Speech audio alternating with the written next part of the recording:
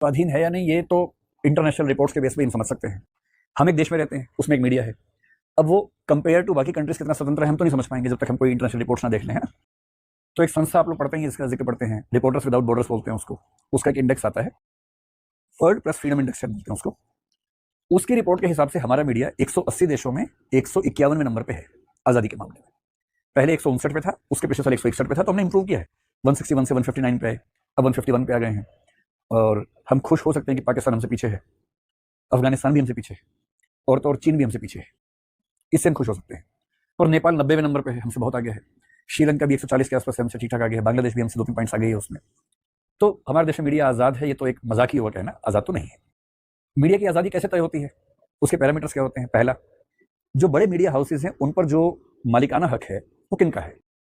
अगर 2-3 बड़े औद्योगिक घरानों का ही मालिकाना हक है तो इसका मतलब है कि आज़ादी कम है मीडिया की, जो भारत में भी आप देख रहे होंगे धीरे धीरे ऐसा होता जा रहा है। तो जब 2-3 बड़े औद्योगिक घराने हों और उनको सरकार से काम पड़ता ही है भाई, सीधी सी बात है। सारे मीडिया पे काम करने वाले उनके अधीन काम कर रहे हैं।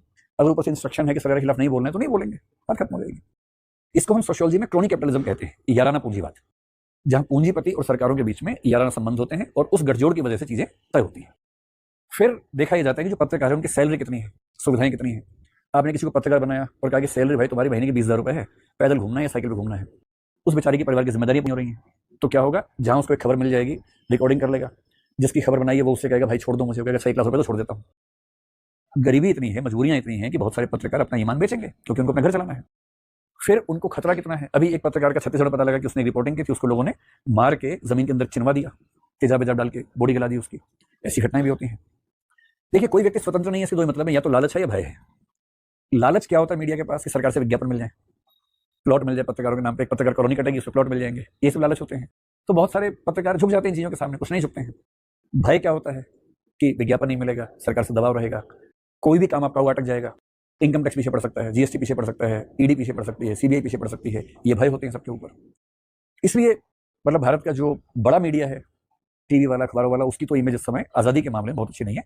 सोशल मीडिया में जरूर हम कह सकते हैं कि कुछ हाउसेस की इमेज अच्छी है। देखिए, पत्रकार के 3 पक्ष हो सकते हैं।